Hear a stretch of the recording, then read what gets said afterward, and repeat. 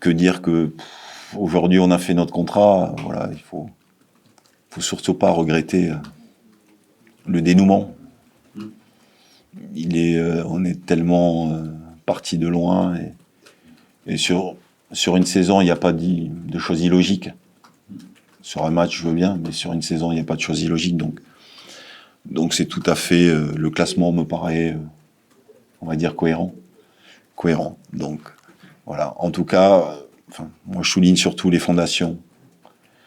Cette équipe-là a des joueurs d'avenir, il y a du talent, de l'expérience, à nous d'être intelligents sur l'équipe de demain, mais en tout cas il y a des belles bases pour espérer un meilleur dénouement demain. Voilà. Il y a aussi ce stade. Oui, c'est une folie. Moi j'ai dit aux joueurs, même en Ligue 1, je crois qu'arrivé sur l'Esplanade, j'ai pas connu un tel engouement. Hein, donc c'est incroyable, les gens nous soutiennent. C'est ce que j'ai dit aux joueurs, on a la capacité dans ce métier-là de rendre les gens heureux, fiers. C'était une phrase que je tirais de mon ancien président. Quand on fait ce métier-là et qu'on rend les gens heureux, c'est une fierté. Pardon ? On a fait une partie. Oui, c'est une fierté incroyable. Voilà, et là, les joueurs ont rendu les gens heureux. On n'est pas dans les barrages et pour autant les gens attendent, ils sont dans les tribunes, ils encouragent, ils chantent encore.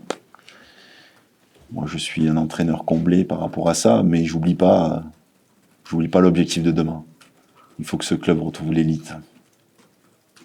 Vous avez quand même vécu une sacrée soirée, parce que fallait le faire, gagner 3-0. Oui. Et c'est bien de le dire, mais de le faire, c'est toute autre histoire. Oui. Et en enflammant, en construisant votre match face à un adversaire qui a livré une belle bataille, et un adversaire qui avait des résultats positifs jusqu'alors.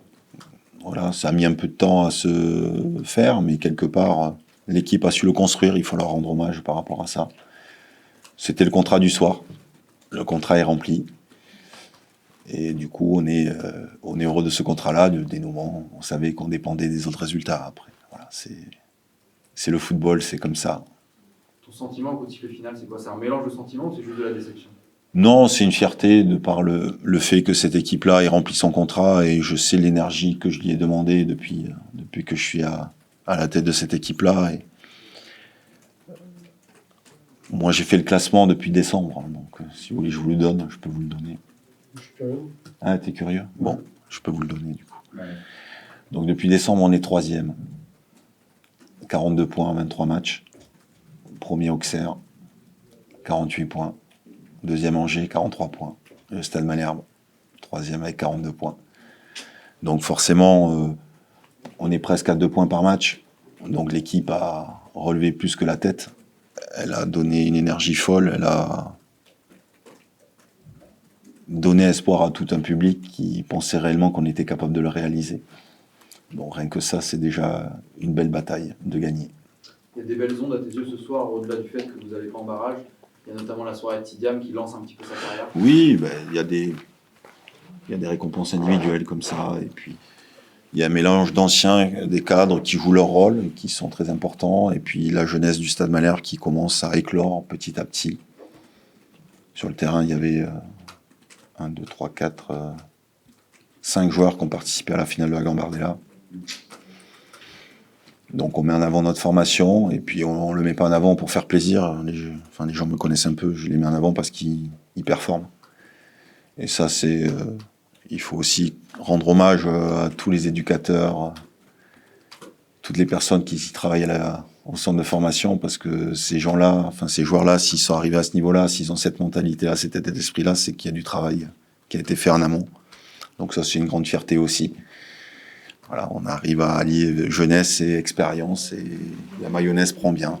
Donc le sentiment final, voilà, c'est ce qui est dur dans les fins de saison, c'est que ça tombe comme un coup près et ça s'arrête. Et puis c'est ce qui est difficile, mais là, on va rentrer dans des discussions pendant quelques mois sur l'éventuel départ, arrivée. Voilà, ça va être long.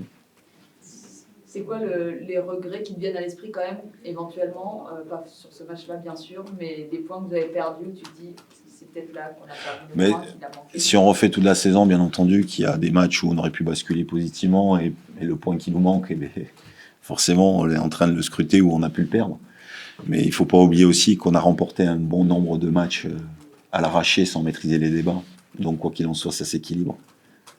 Je me souviens récemment de Rodez. Rodez, jamais on doit gagner, on gagne. Donc, finalement, l'un dans l'autre, il n'y a pas de choses illogiques. Certainement qu'on aurait mérité plus de points à Saint-Etienne. Mais on les a récupérés contre Rodez. Donc, du coup,